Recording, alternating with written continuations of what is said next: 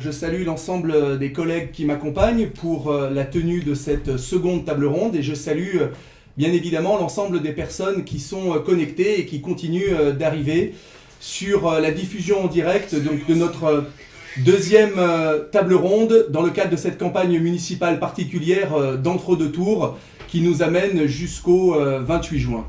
Une campagne que nous menons désormais de façon rassemblée et unitaire avec Olivier Longeon qui nous rejoindra dans quelques minutes puisqu'il y a quelques jours nous avons officialisé le rassemblement de la gauche et des écologistes dans la perspective de ce second tour des élections municipales. Vous le savez, cet entre-deux tours se déroule dans des conditions inédites qui ne nous permettent pas d'organiser des réunions publiques physiquement dans les quartiers, des réunions de proximité, des réunions thématiques.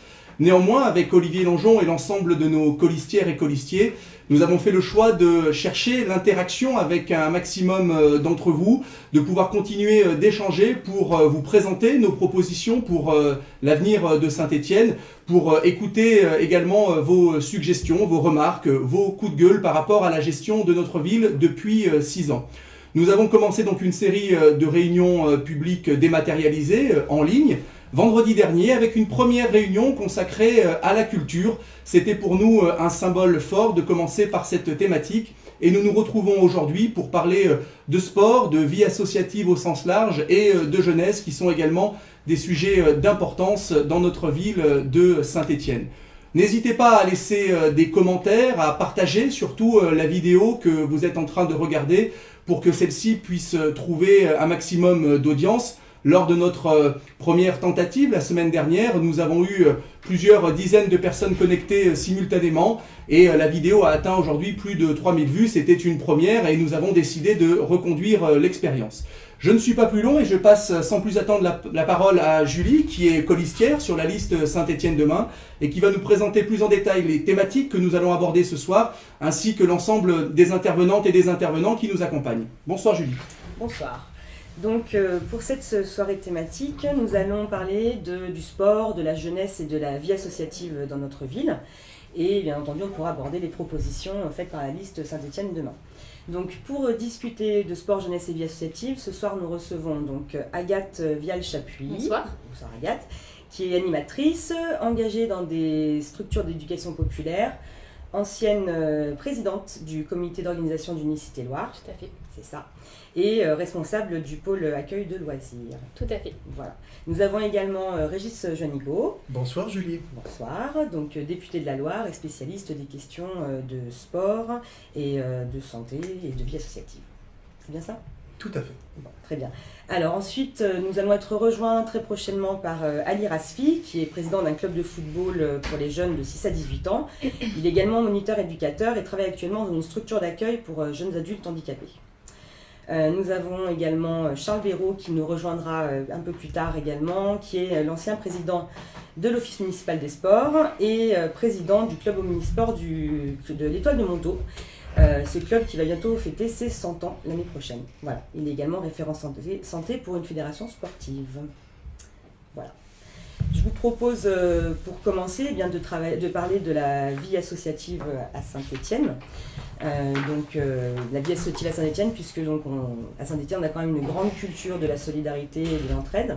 Effectivement, Saint-Étienne, on accueille un peu plus de 4000 associations. C'est une véritable richesse pour notre ville. Ce tissu associatif existe maintenant depuis de nombreuses années et s'explique notamment par notre histoire. Néanmoins, à ce jour, la situation est compliquée. On constate effectivement un vieillissement des bénévoles engagés sur le terrain, mais surtout un système de financement qui est pour l'instant trop complexe pour les associations. Voilà. C'est pour ça que dans le cadre de notre campagne de premier tour, aussi bien sur la liste Saint-Étienne demain que sur la liste Le Temps de l'écologie, nous avions formulé un certain nombre de propositions qui sont destinées à la fois à conforter, à soutenir le tissu associatif local, mais également à valoriser, reconnaître l'engagement de nos bénévoles, puisqu'effectivement c'est une véritable richesse sur laquelle nous devons nous appuyer. Parmi les propositions que nous avions défendues, la constitution d'un guichet associatif unique finalement un lieu avec des interlocuteurs uniques dédiés à l'ensemble des responsables associatifs, que ce soit pour les démarches administratives, dossiers de subventions, mais également mise à disposition de matériel ou réservation de créneaux dans les équipements sportifs. Nous voulons également mieux soutenir nos associations locales de toute nature, à la fois dans la recherche de financements extra-municipaux. Il y a un certain nombre de dispositifs, Régis Juanico pourra en parler, le Fonds de développement de la vie associative, l'accès à un certain nombre de fondations. Au niveau municipal, il nous faudra aussi sécuriser et faciliter l'accès aux financements municipaux, les fameuses subventions. De nombreux responsables associatifs nous disent être lassés de devoir redéposer les mêmes dossiers année après année, fournir les mêmes documents. Ce sont des missions extrêmement chronophages pour les bénévoles responsables, qui suscite une véritable charge de travail. Il faut également soutenir davantage sur le plan financier, au-delà des subventions, sur les conditions dont certains locaux municipaux sont mis à disposition des associations. Vous savez par exemple que depuis quelques années maintenant, certaines associations sont soumises à la taxe d'habitation, par exemple, sur les locaux associatifs, ce qui n'était pas le cas auparavant. Et en particulier pour certains centres sociaux amicaux laïcs, ce sont des charges significatives qu'elles ont du mal à encaisser. Et puis, pour répondre aussi à la crise que nous venons de traverser, nous sommes engagés, dans le cadre de ce programme de deuxième tour, à revenir sur la taxe municipale à laquelle sont assujettis l'ensemble des associations qui bénéficient de locaux municipaux. 7 € par mètre carré par an. Les associations nous disent ce que la ville nous donne d'un côté finalement en termes de subventions, elle nous le reprend de l'autre. Ça peut être l'une des mesures aussi d'urgence pour conforter les associations qui sont durement affectées par la crise. Oui, durement affectées par la crise sanitaire, même s'il faut souligner que les associations, notamment de solidarité, se sont fortement mobilisées pendant la crise sanitaire. Alors, je pense notamment aux banques alimentaires, je pense au Secours populaire français, je pense à tout le travail qui a été fait en direction de l'hébergement d'urgence, des personnes qui étaient à la rue. Et pour cela, il faut tirer notre chapeau à tous ces bénévoles qui se sont mobilisés. Et les bénévoles seniors ayant été confinés, ils ont été remplacés pendant ces semaines, à la fois par des actifs qui étaient au chômage partiel, ou alors par des volontaires du service civique. Mais pendant la crise sanitaire, 2 associations sur 3 ont été à l'arrêt. Et dans le monde sportif, c'est 90% des associations sportives qui ont complètement stoppé leurs activités. Or, 80% de ces associations n'ont pas de salariés. Elles sont uniquement bénévoles. Et donc, elles n'ont pas pu bénéficier des aides de droit commun, des soutiens financiers de l'État, que ce soit le Fonds de solidarité gouvernementale, 1 500 € par mois, ou les dispositifs de chômage partiel pour leurs employés par définition. Celle-là, on le sait, il y a eu une enquête qui a été faite par une start-up qui s'appelle la Centrale du Sport, qui est une start-up stéphanoise dont nous avons beaucoup parlé ces dernières semaines, qui a interrogé 2500 clubs sportifs amateurs et qui montre que les annulations de fin de saison, les 10 événements en moyenne qui ont été annulés dans les clubs sportifs entre mars et juin, ça représente, avec la buvette, c'est-à-dire les recettes en moins, 10 000 € de trésorerie qui ont été perdus et qui ont peu de chances d'être reportés, sinon en septembre ou en octobre. Cette enquête, elle est très intéressante aussi, parce qu'elle montre que 50% des partenaires, des sponsors de ces clubs sportifs locaux, ce sont des artisans, des commerçants, des bars, des restaurants qui sont vraiment dans l'écosystème du territoire. Or, on le sait, elles ont été, ces entreprises-là, ces petits artisans, très frappés par la crise sanitaire, et elles le seront avec des conséquences économiques.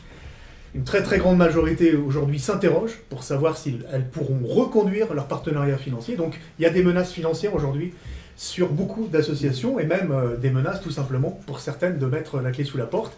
Vous savez qu'une association en moyenne, elle a 3 mois de trésorerie en réserve, et donc si on ne vient pas en aide financièrement à l'ensemble de ces associations-là, il y a des risques qu'au mois de septembre, eh bien, elles perdent des adhérents, elles perdent des licenciés, elles perdent tout simplement la pérennité de leurs activités.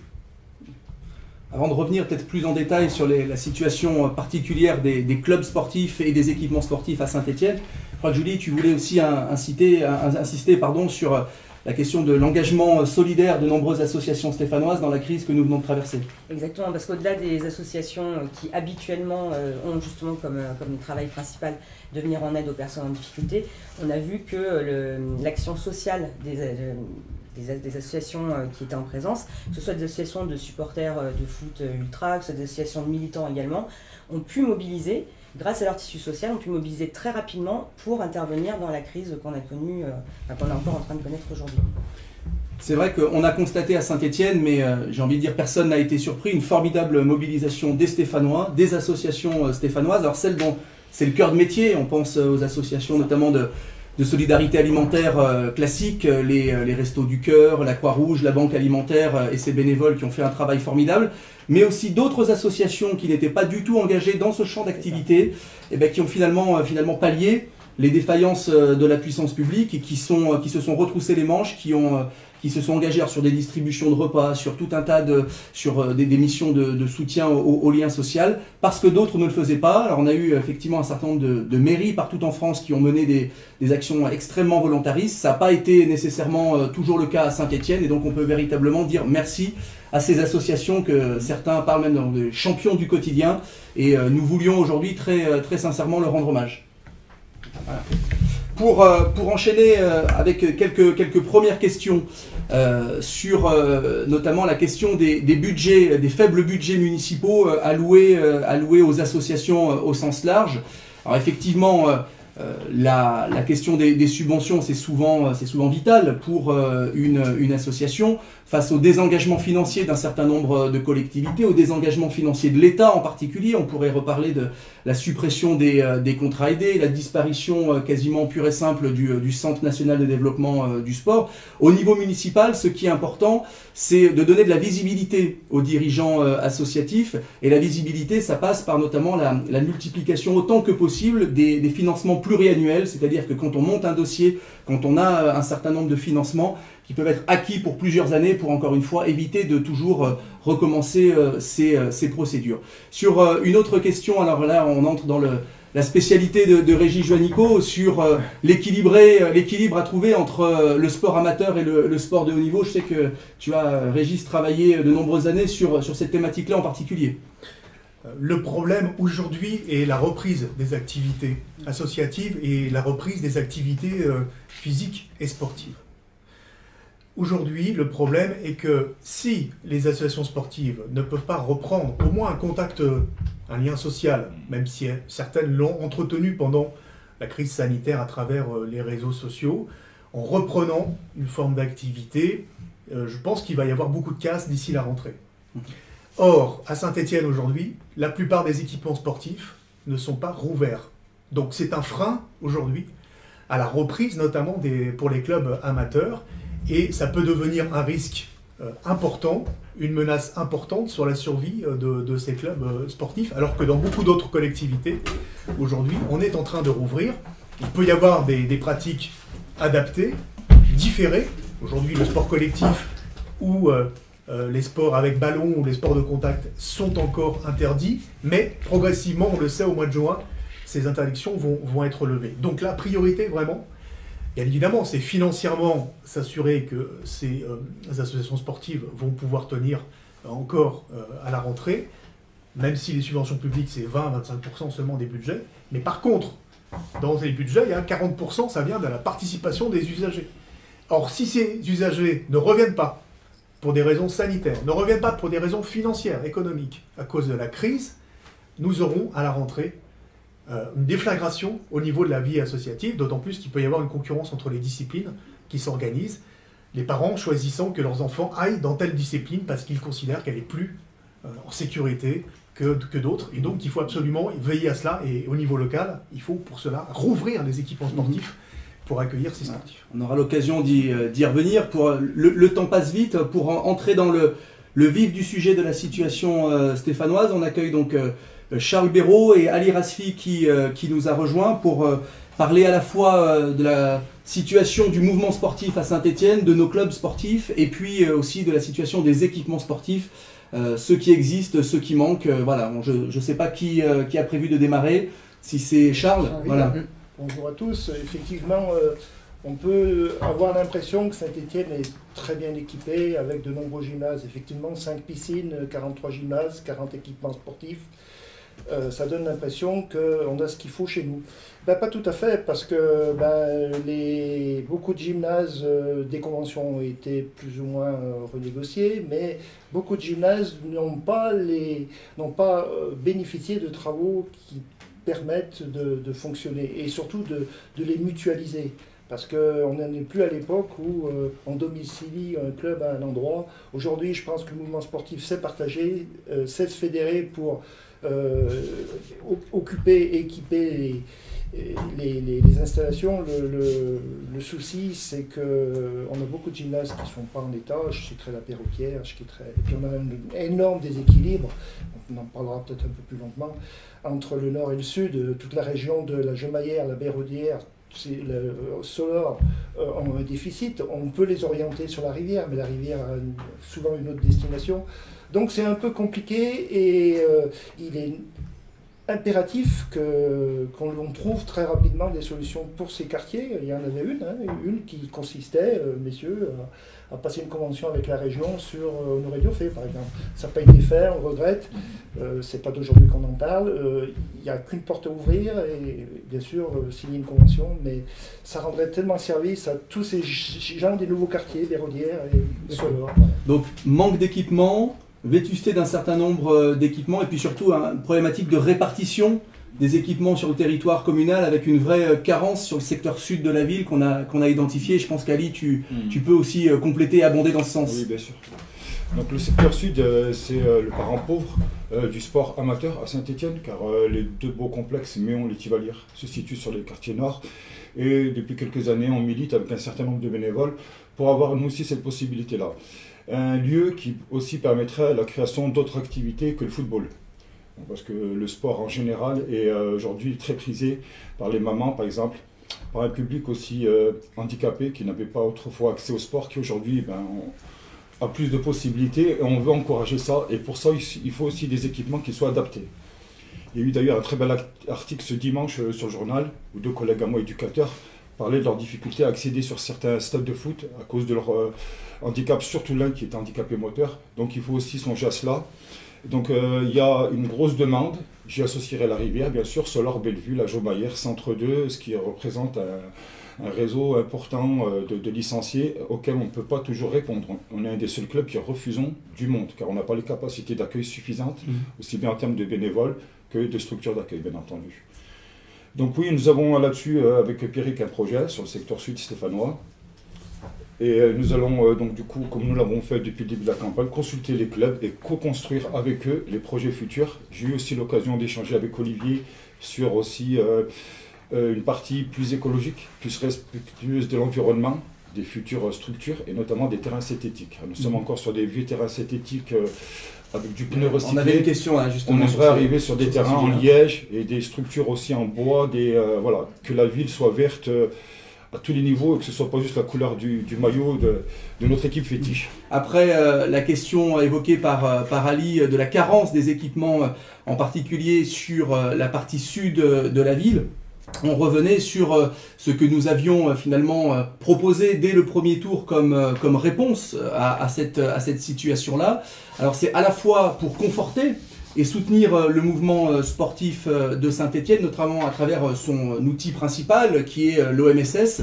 Et je pense qu'on pourra peut-être revenir là-dessus, Charles, sur son rôle, ce qu'il fait, ce qu'il pourrait faire de plus. Mais en matière d'équipement en particulier, nous avons un programme extrêmement ambitieux pour mettre le paquet et rattraper effectivement le retard en matière d'équipement sportif. Ça passe par cet engagement fort que nous avons défendu devant les habitants des quartiers sud, d'un nouvel équipement sportif, un complexe multisport sur le sud de la ville. Nous voulons également rénover le palais des spectacles pour en faire une salle annexe à la salle Omnisport. Là, c'est un projet qui est défendu par le mouvement sportif de Saint-Étienne en vain depuis de très nombreuses années. Nous allons enfin pouvoir le faire et en faire un équipement complémentaire à la salle des sports Louis Austin sur le site du parc François Mitterrand. Également, un autre engagement fort que nous avons pris, c'est sur la construction d'un vélodrome à Saint-Étienne. Saint-Étienne, c'est une terre de cycle. Nous avons un écosystème extrêmement riche, à la fois au niveau de l'école municipale de cyclisme, un club majeur, l'Excel, qui accompagne y compris jusqu'à la professionnalisation et au haut niveau, un pôle aussi d'excellence nationale, voire au-delà au niveau du BMX. Et il nous manque aujourd'hui finalement un dernier équipement pour boucler la boucle, ce vélodrome qui viendra rayonner à l'échelle de l'ensemble de la région. Mais également, au-delà de ces grandes infrastructures, nous voulons développer aussi la pratique du sport pour tous et à tous les âges de la vie. Ça passe aussi par une politique une reprise de construction d'équipements de proximité dans les quartiers, des city-stades, des agrès de gymnastique, de musculation, les aménagements des cours d'école. On nous a aussi beaucoup parlé du manque d'un lieu dédié à la pratique, on va dire, des sports urbains émergents, en particulier le skate ou d'autres pratiques similaires. Donc c'est quelque chose sur lequel, avec les associations, avec les clubs, nous voulons travailler. Évidemment, on pourra reparler de vélo un tout petit peu plus tard sur la question des pistes cyclables. Mais ce qu'il convient aussi de rappeler, c'est la vétusté des équipements actuels et la priorité, on le voit bien quand on tourne sur les équipements sportifs, c'est la rénovation, en particulier des vestiaires d'un certain nombre de stades, de gymnases sur lesquels il y a beaucoup à faire. Ce sont des engagements forts qu'on a pris sur l'ensemble d'un mandat, ce qui nous obligera à faire un certain nombre de choix.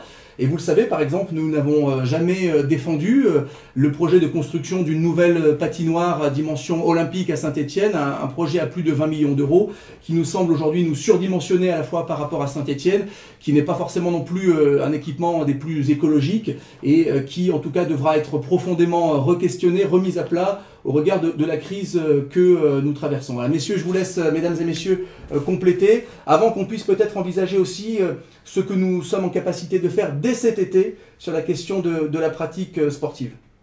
Tout à fait, d'autant qu'on remarque qu'il y a beaucoup de Stéphanois qui partiront sûrement pas en vacances suite à la crise sanitaire actuelle.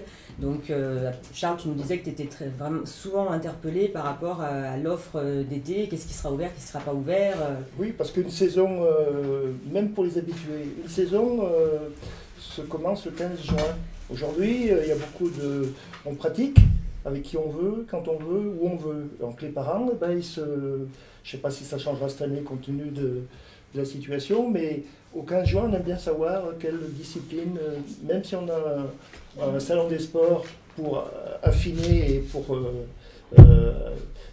arrêter son choix, les clubs, pour certains, ont l'habitude d'avoir des préinscriptions, ont souvent des portes ouvertes, des contacts avec les familles, des essais dans les clubs. Avec des gymnases fermés, vous pensez bien que ça va être compliqué. Donc on a des marchés, des choses nous seront accordées, on va pouvoir certainement avoir la possibilité en extérieur de rencontrer les familles et de prendre des préinscriptions. Bien sûr, tous les galas de club sont annulés, c'était une partie des recettes. En plus, est très fédérateur un gala, parce que ça fait travailler les enfants ensemble. Les familles, par affinité, autour d'un verre, peuvent démarrer une saison de rencontres et d'amitié. Ça, c'est vraiment très compliqué. Donc on répondra un petit peu à la demande. Une chose est sûre, c'est qu'il faudra veiller à ce que beaucoup de structures ne soient pas en difficulté en septembre. Ça, c'est clair, messieurs. J'espère que les anciens du mouvement sportif continueront à œuvrer pour aider et faire remonter les choses. Mais vous savez, il n'y a plus beaucoup de clubs. Il y avait 135 clubs quand j'étais président de l'OMS. Aujourd'hui, il y en a 91 en cherchant fort, loin. Pour du sport pour tous et fait par tous, c'est un petit peu inquiétant de voir que des problèmes de gouvernance, des problèmes de bénévoles fatigués, des problèmes d'équipement, des gymnases pas forcément disponibles alors qu'ils sont fermés pendant les vacances. Enfin, c'est pas simple pour un dirigeant sportif aujourd'hui de caler à l'évolution de la société et puis d'avoir des contraintes qu'on peut comprendre. Moi, on peut comprendre que c'est pas simple de dire oui à tout le monde, mais il faudra nous aider à la rentrée, ça c'est sûr. Régis, sur la question notamment du vélo. Oui, il y a une bonne nouvelle quand même avec la crise sanitaire, c'est qu'un Français sur 5 a découvert une nouvelle activité sportive. Et 80% de ceux qui se sont mis au sport pendant le confinement souhaitent continuer. Mais pour pouvoir continuer, il faut avoir des clubs qui soient en capacité d'accueillir ces nouveaux pratiquants. Et c'est souvent des publics qui sont les plus éloignés de la pratique sportive. On évoquait tout à l'heure la question de la sédentarité. En moyenne, 30% des Français ont pris plus de 3 kilos.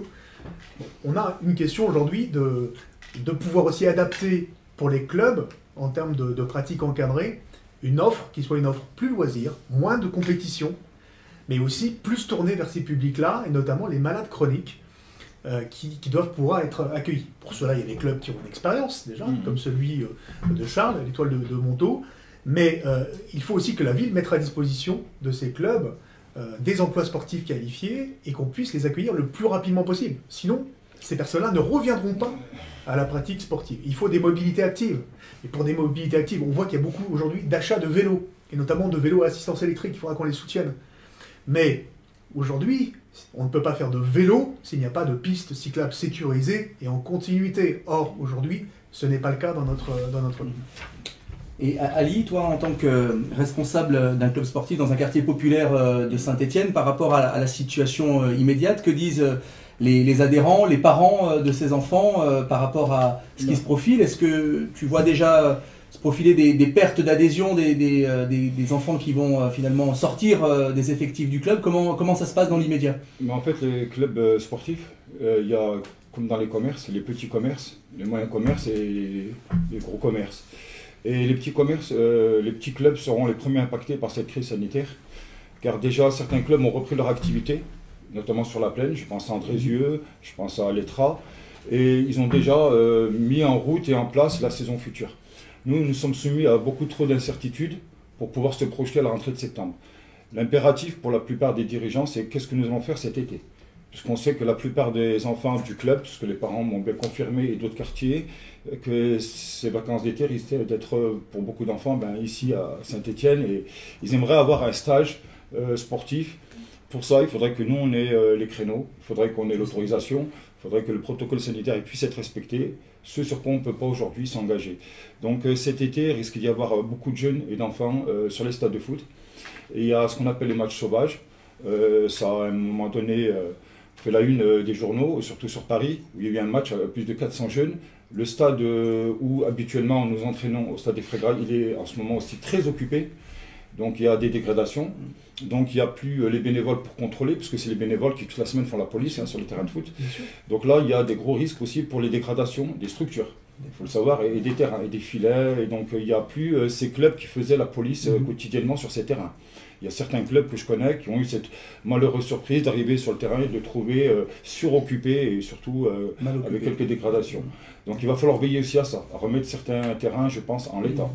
Il va falloir veiller à ce que des enfants ne se retrouvent pas cet été sans activité. Là est la question aussi de que feront les centres sociaux, puisque s'ils ont les mêmes difficultés, je pense que nous, d'accueil des plus jeunes. Il va falloir travailler surtout en partenariat, remettre de la transversalité, que ce soit avec les éducateurs, avec les centres sociaux, avec les services de la ville. Il va falloir absolument que cet été, il y ait des mesures d'urgence qui soient prises, car comme le petit commerce, le petit club est en danger, et il se peut qu'au mois de septembre, il y en a qui ne repartent pas. Donc dès cet été, il faudra être très actif. Alors on a bien conscience effectivement de ce phénomène. Pour l'instant, d'après les dernières informations qu'on a au niveau du mouvement sportif, la politique à Saint-Étienne qui est prévue, c'est la non-réouverture des équipements sportifs jusqu'au 31 août. C'est quelque chose qui nous semble extrêmement compliqué parce qu'on voit bien le déconfinement s'accélère.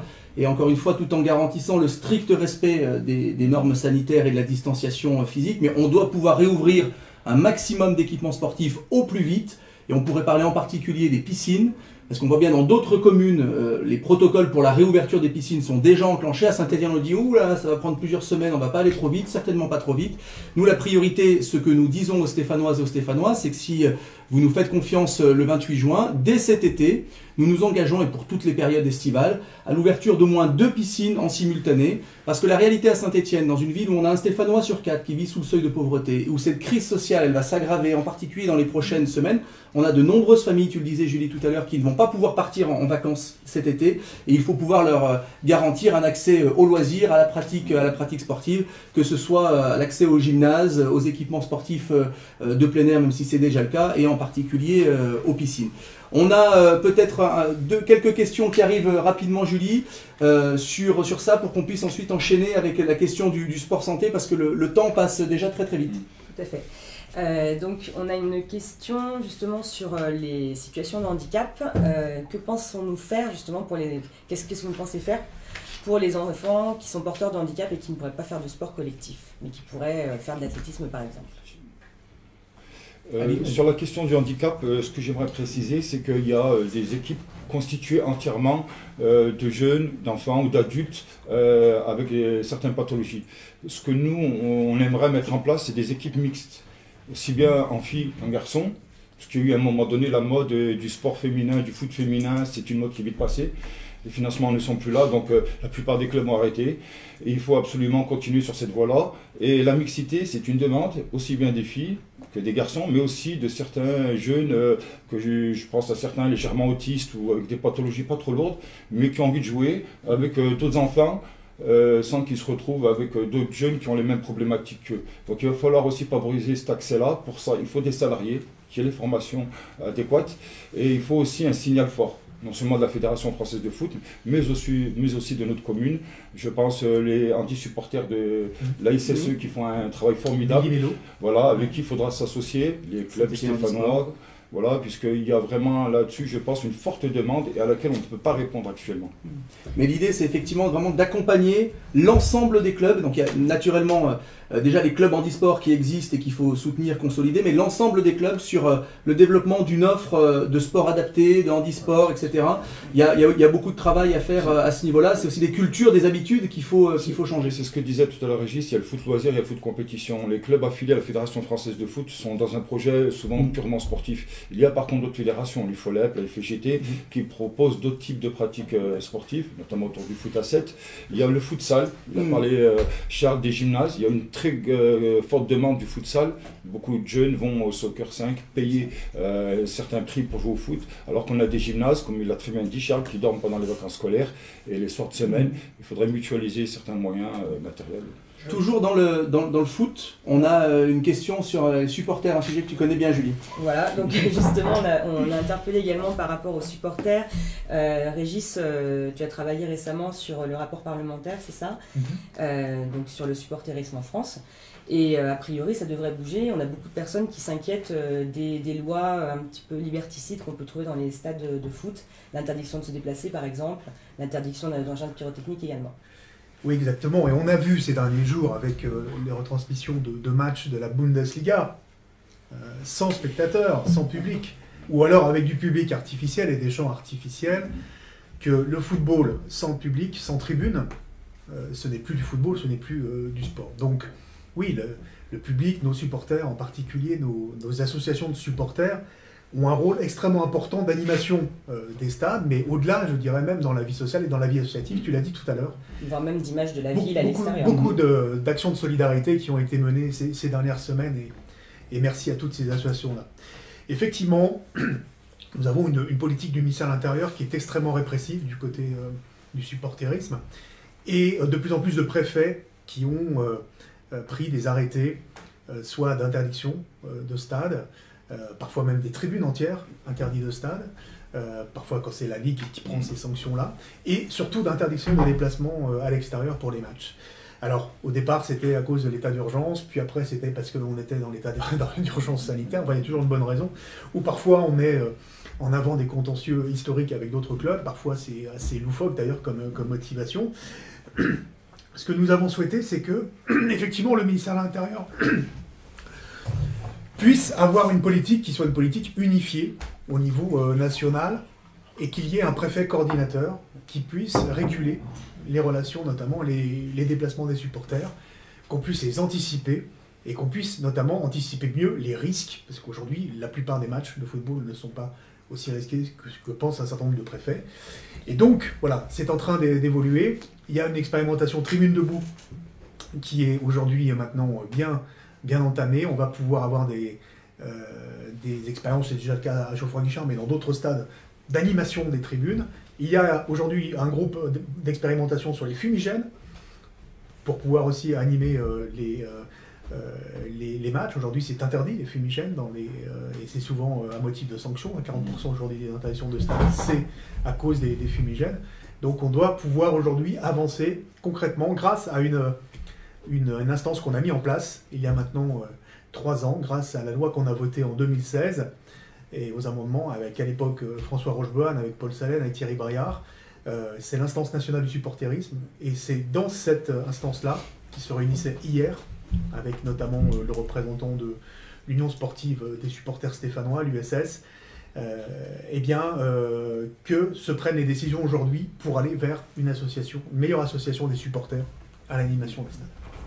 Pour enchaîner, parce que voilà, le temps passe très très vite, sur quelque chose qui sera un marqueur fort de notre mandat municipal, de notre politique sportive municipale, c'est le sport santé.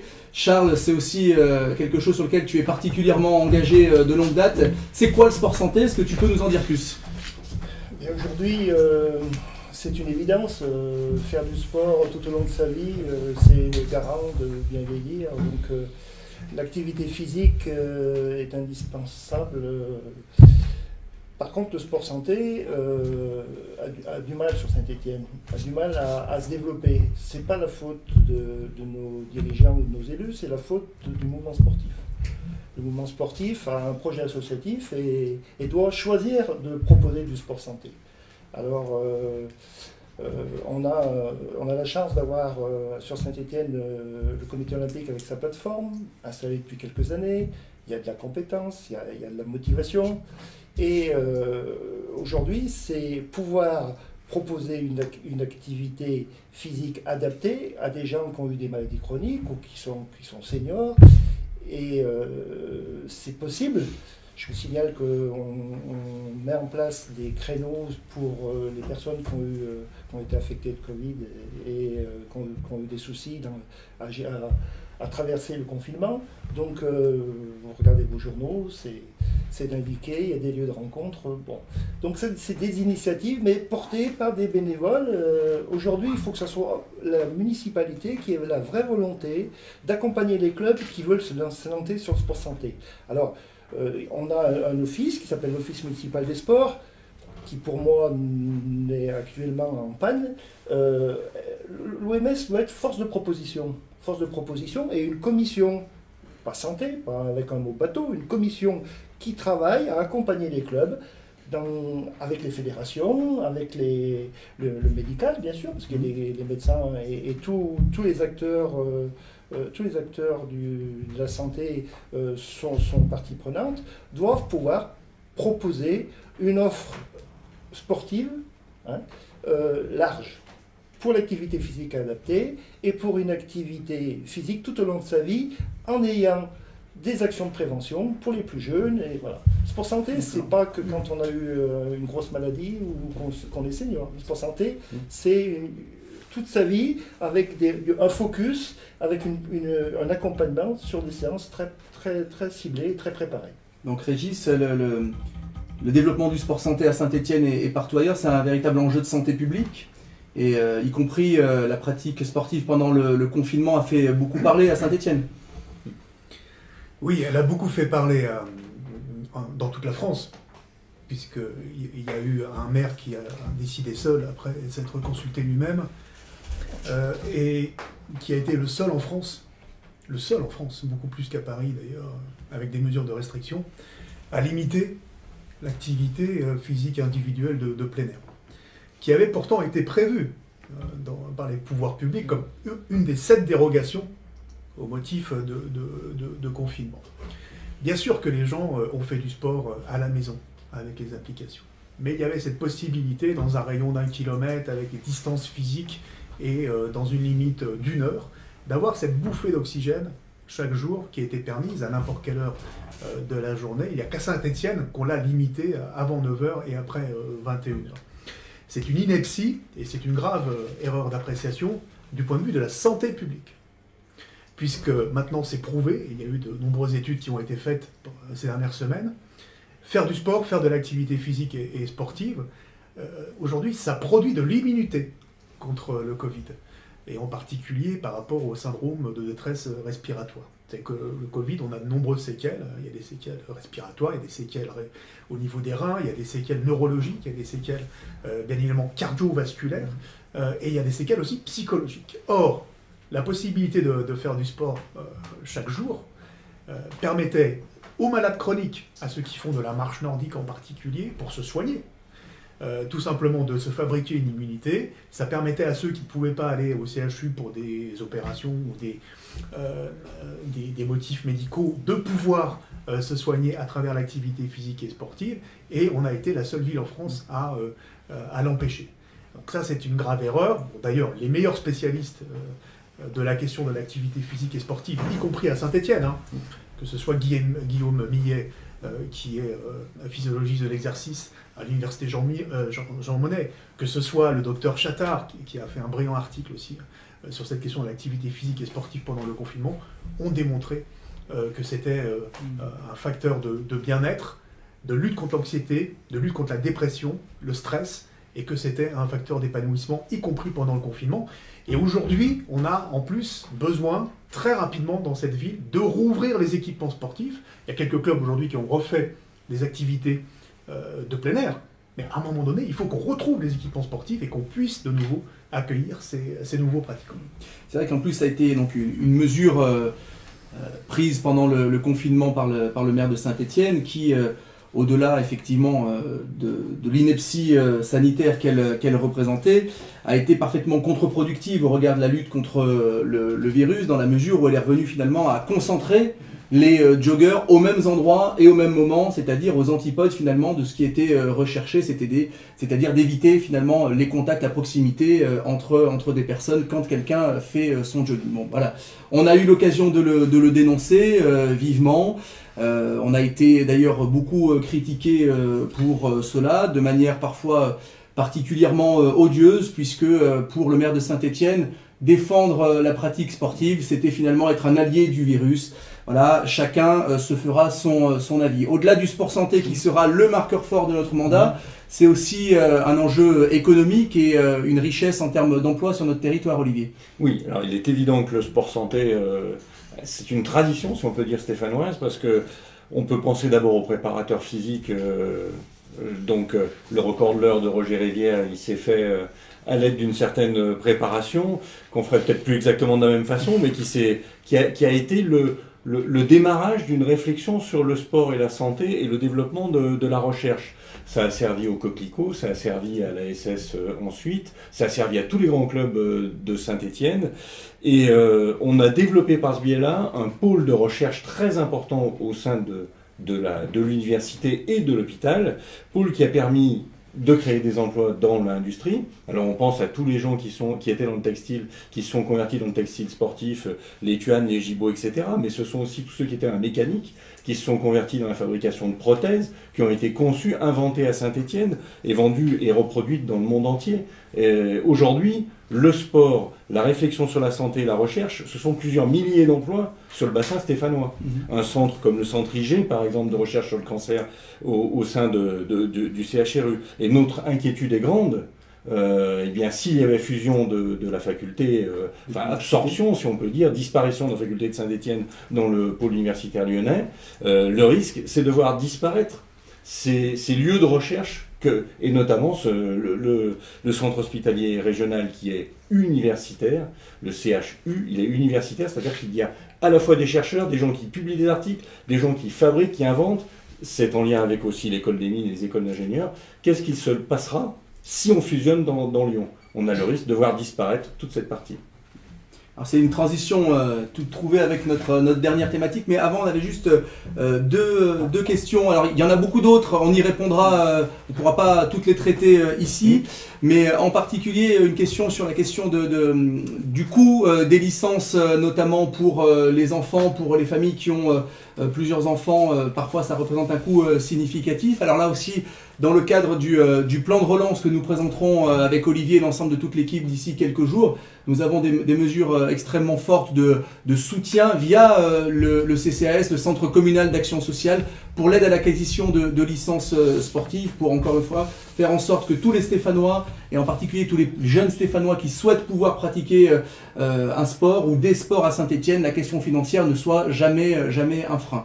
Sur la question de l'OMS, on a connecté le président actuel de l'Office du mouvement sportif stéphanois, Gilles Maudier, qui demande, Charles, des précisions sur l'OMS, alors que tu as qualifié d'empanne, on va dire, quelles sont surtout les manières, les leviers qu'on pourrait envisager pour lui octroyer de nouvelles missions, conforter son rôle de fédérateur du mouvement sportif. Moi, j'ai toujours pensé que l'Office municipal des sports, c'était pas une commission municipale, c'était une association indépendante, force de proposition, et qui, certes, devait amener la manifestation sur Saint-Étienne parce que économiquement c'était bien, et puis donc fédérer les clubs pour construire de la manifestation et de l'organisation, mais ça on l'a démontré, c'est bien. Par contre, au niveau des commissions, on a un super service des sports, on a des commissions où on doit avoir des dirigeants qui ont envie de venir pour travailler avec les élus, avec les services. On travaillerait sur les installations, on ferait des projets, c'est oui, c'est non. On travaillerait sur le sport santé, une grosse commission sport santé, ça fait 3 ans que j'en entends parler, ça marche pas, ça va pas, là il faut y aller. Après tout ce qui a été dit autour de cette table, on ne peut plus faire marche arrière, que ce soit la municipalité actuelle ou une municipalité future, on se devra de faire quelque chose sur le sport santé. Alors voilà pourquoi c'est en panne. Il faut changer, Gilles, si je peux me permettre, avec toute la sympathie que je te porte, il faut changer de braquet et proposer à notre maire actuel des commissions. Et surtout au futur, parce que l'actuel, ça se termine bientôt. Donc, Et il faut proposer des commissions où il y a un vrai travail qui se fait avec des engagements de la ville ou alors en retrait de la ville, mais on saura où l'on va dans le sport santé. Merci Charles, on va accueillir pour notre dernière thématique à nouveau Agathe sur la question de la jeunesse. Olivier a commencé à parler de la situation de l'université Jean Monnet. Est-ce que tu peux peut-être développer un petit peu ce qui se trame actuellement? Donc c'est quoi ce projet de fusion des universités de Saint-Étienne et de Lyon? Pourquoi c'est un véritable enjeu à Saint-Étienne et pourquoi nous avons, depuis, toi et moi en particulier au conseil municipal, depuis de nombreux mois maintenant, tiré la sonnette d'alarme et nous nous sommes toujours clairement opposés à ce projet de fusion, contrairement au maire actuel de Saint-Étienne qui a complètement changé de position. On pourra en reparler tout de suite après. Alors la version officielle, c'est que pour être bien placé dans des classements internationaux d'universités et de facultés et de grandes écoles, etc., des classements internationaux qui sont d'ailleurs rarement français, qui sont faits par d'autres pays, il faudrait absolument la seule solution du salut stéphanois serait dans la fusion de Lyon. En fait, ce que visent les personnes, c'est surtout à faire grimper Lyon, et Saint-Étienne passe après. Saint-Étienne a mis une 50aine d'années à créer cette université là où elle en est. Cela ne pose aucun problème. Par exemple, en Angleterre, chaque ville a son université et développe ses spécificités. Se fusionner dans Lyon, c'est perdre des spécificités. Alors je pense par exemple à l'accueil des étudiants étrangers. Nous avons une vraie filière d'accueil des étudiants étrangers pour les aider à apprendre le français et à s'intégrer au cursus. Saint-Étienne a une spécificité d'autant plus que Saint-Étienne est une ville moins chère que d'autres. Et donc on peut accueillir ces étudiants qui après, quand ils retournent par exemple dans leur pays ou quand ils restent aussi, mais quand ils retournent dans leur pays, peuvent parler de l'excellence stéphanoise, sont en fait des ambassadeurs de Saint-Étienne. Là en fait, si on fusionne avec Lyon, eh bien tout l'accueil des étudiants étrangers à l'université va disparaître. C'est un exemple concret. La position que nous défendons de manière constante et extrêmement claire à ce sujet-là, c'est d'une part de dire que l'université Jean Monnet n'appartient pas qu'aux universitaires. C'est un débat qui doit être un véritable débat public qui concerne l'ensemble de la population stéphanoise, puisque c'est un enjeu d'aménagement du territoire. Comme tu l'as dit, les maires de Saint-Étienne, successivement depuis 50 ans, se sont toujours battus pour faire de Saint-Étienne une ville universitaire à part entière. Et la fusion-absorption de l'université Jean Monnet dans un pôle global lyonnais sera un terrible retour en arrière pour notre territoire. Les collectivités doivent avoir leur mot à dire là-dessus, ne serait-ce parce qu'elles participent au financement des investissements de l'université Jean Monnet depuis le début. L'enjeu, c'est véritablement le maintien d'une offre universitaire pluridisciplinaire de qualité sur notre territoire. Et là-dessus, encore une fois, nous nous sommes engagés dès le premier tour, et nous le rappelons extrêmement fermement, sur le fait que nous nous battrons pour maintenir, pour préserver l'autonomie et la personnalité morale et juridique de l'université Jean Monnet. Il ne s'agit pas d'avoir une vision rabougrie des enjeux universitaires, une forme de chauvinisme territorial, mais de considérer encore une fois qu'on doit pouvoir se battre pour maintenir notre université sur le territoire. Oui, à une coopération renforcée avec Lyon, avec d'autres, mais d'autres modèles sont possibles. On a parlé d'établissements composantes, d'établissements associés. Certains enseignants-chercheurs à l'université Jean Monnet parlent du modèle fédéral, comme ça se pratique en Suisse. Donc là-dessus, ça va être aussi un vrai sujet, et surtout un sujet d'urgence, puisque les différents conseils d'administration des universités sont amenés à se prononcer très rapidement à Saint-Étienne d'ici le mois de septembre. Donc nous avons envie que ce sujet-là soit abordé dans la campagne municipale. Parce qu'en plus, au-delà de la question universitaire au sens strict, derrière, c'est la question du maintien de notre CHU et notamment du UDE universitaire. Je crois que Régis aussi, tu as eu des échanges au niveau national et avec un certain nombre de personnalités locales sur cette question-là. Bien sûr, il y a énormément d'inquiétudes, et pas simplement à Saint-Étienne, aussi des acteurs universitaires à Lyon. On se demande qui veut finalement cette fusion des universités. Sinon, un certain nombre de personnes qui, depuis, ont eu des promotions finalement dans d'autres régions. Mais aujourd'hui, nous avons une spécificité à Saint-Étienne, c'est l'agilité, la capacité d'adaptation, la capacité d'attractivité et quelque part aussi l'innovation. C'est ce qui fait la réussite, par exemple, du CHU, qui a mené des travaux remarquables pendant la crise du Covid, et en particulier sur les vaccins, sur les traitements, sur la question de la filtration des masques avec l'école des mines, des partenariats qui sont noués de longue date. Et nous avons des pôles d'excellence. Olivier Longeon a parlé tout à l'heure, effectivement, de ce pôle d'excellence, sport, santé, bien-être, on pourrait rajouter même la cancérologie, mais sport, santé, bien-être, qui fait qu'aujourd'hui nous avons un STAPS, c'est-à-dire une filière activité physique et sportive d'excellence à Saint-Étienne, reconnue dans toute la France. Nous avons avec l'IRMIS, une médecine du sport aussi reconnue en excellence, le centre d'ingénierie et de santé avec l'école de mines justement, et tout un tas de chercheurs, de laboratoires aujourd'hui, en particulier Sporaltech, etc., qui fait que nous sommes très clairement identifiés. Est-ce que aujourd'hui on garde cette spécificité-là, qui nous est reconnue partout en France et même à l'international, ou est-ce qu'on se dilue dans une identité beaucoup plus importante? Moi, je pense que nous avons besoin de reterritorialiser un certain nombre d'institutions, et en particulier l'université aujourd'hui à taille humaine que représente l'université Jean Monnet, qui est l'université aussi de la Haute-Loire, et aussi de Roanne, précisons-le, pas simplement de l'agglomération Stéphane. Agathe, peut-être sur, au-delà de la question universitaire, sur la situation de nos jeunes à Saint-Étienne. Alors on peut parler aussi d'insertion professionnelle, service civique, de vie nocturne, tous ces sujets qu'il faut qu'on aborde par contre très rapidement, je vous demande, parce qu'on a déjà débordé. Mais c'est uniquement la faute à la coupure technique. La situation était déjà compliquée avant, mais la crise sanitaire, elle a fait qu'accentuer la problématique. Une grosse problématique par rapport aux jeunes qui ont du mal à s'intégrer sur le marché du travail, qui ont également du mal, pour ceux qui sont en formation, de trouver des terrains de stage et des terrains d'apprentissage. Il y a un vrai besoin de proposer des solutions et des alternatives. Par rapport à ça, je pense notamment au service civique, qui mérite d'être mis en avant, mais qui mérite également d'avoir des moyens supplémentaires. Parce qu'effectivement, proposer un service civique de qualité, c'est proposer des missions, mais enfin des projets également, qui apportent une réelle plus-value aux structures, mais également aux volontaires, qui se sentent du coup intégrés et à leur place au niveau de la société. Voilà.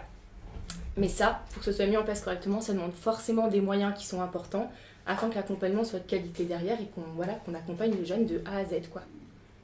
On voit bien qu'avec la crise, effectivement, en plus, il faudra non seulement mieux faire ce qui a été fait jusqu'à présent, mais surtout peut-être changer de volume sur ces questions-là, que ce soit sur les services civiques, sur l'apprentissage, sur les formations en alternance. Il y a eu un certain nombre d'annonces qui ont été faites récemment, mais par rapport à l'ampleur de la crise sociale qui se profile devant nous, en particulier pour les jeunes, on aura effectivement matière à agir beaucoup plus fortement. Sur des sujets autres de la vie associative, Olivier, Julie ? Oui, donc on a une question qui nous est arrivée pour connaître notre projet pour les associations qui luttent contre les discriminations d'orientation ou d'identité sexuelle. Est-ce que vous avez quelque chose à répondre à cela? Alors moi je dirais qu'il y a au moins deux choses pour une municipalité. C'est la municipalité employeuse, c'est-à-dire faire attention à cette question à l'intérieur de la municipalité, et nous avons toujours des progrès à faire. Et puis il y a un travail à faire aux côtés des associations pour diminuer les problèmes de discrimination qui sont certains à Saint-Étienne. C'est aussi bien parfois des lieux d'accueil pour certains qui ont quelques soucis familiaux, ça existe, que faciliter la vie de chacun. Alors il y a aussi les événements, tout ce qui est événementiel. On a à Saint-Étienne un terrain très riche, notamment par exemple avec le festival Face à Face, qui est reconnu, qui est un des festivals maintenant même presque les mieux reconnus en France de ce genre de ces genres et de ce genre de cinéma, si on peut, et où il y a vraiment de la qualité en termes culturels, des gens qui travaillent toute l'année à sélectionner des films et qui du coup font qu'on a, eh bien, on est représentatif dans la France entière. Donc on a encore beaucoup de choses à faire, mais ça doit se faire aux côtés des associations qui existent actuellement, qui sont nombreuses. Il y a un réel soutien à la vie associative. On peut aussi saluer l'initiative, la première qui a eu lieu l'an dernier d'une Gay Pride stéphanoise. Malheureusement, pour les conditions sanitaires, elle ne pourra pas avoir lieu, en tout cas dans une forme classique ici à Saint-Étienne. Mais en tout cas, c'était une très belle réussite, cette première l'an dernier. Nous y étions aux côtés des associations. Et naturellement, demain, quand nous sommes en responsabilité, voilà, nous soutiendrons ce genre d'initiative, ce genre d'événementiel. Je crois qu'on a balayé un petit peu l'ensemble des sujets qu'on voulait aborder ce soir. On a été un petit peu plus long, peut-être un peu trop long, on s'en excuse, mais effectivement les sujets étaient riches, variés. On a parlé de sport santé, de vie associative, d'insertion professionnelle, de l'avenir de l'université Jean Monnet. C'est des sujets qui, à eux seuls, nécessiteraient des tables rondes, on va dire, beaucoup plus abouties. Sur ces sujets-là, si vous avez d'autres questions, d'autres remarques, si vous souhaitez nous interpeller en tant que candidat, interpeller nos invités, laissez les questions. Vous pouvez aussi nous laisser d'autres questions plus tard sur le site Courbon 2020, sur la page Facebook. Nous vous garantissons que nous répondrons à toutes les questions dès que possible. Et puis, il y a d'autres rendez-vous qui arrivent très rapidement. Ça commence vendredi soir, vendredi à 19 h. On se redonne à nouveau rendez-vous sous ce format pour parler d'un sujet majeur, plus que jamais d'actualité, la santé. Quelle offre de soins de proximité à Saint-Étienne, avec un certain nombre de propositions que nous avons défendues dans nos listes respectives, en particulier la question d'un centre municipal de santé, et puis on pourra reparler du fiasco de la distribution ou de la non-distribution de masques à Saint-Étienne. Donc pour parler de tout ça, je vous donne rendez-vous dans le même format, vendredi soir à 19 h. Merci de votre attention. Encore désolé pour la petite coupure technique, on va essayer de corriger ça au montage. N'oubliez pas, on est dans une campagne électorale et on vous donne rendez-vous dans les urnes le 28 juin. Merci à vous et bonne soirée. Faites du sport.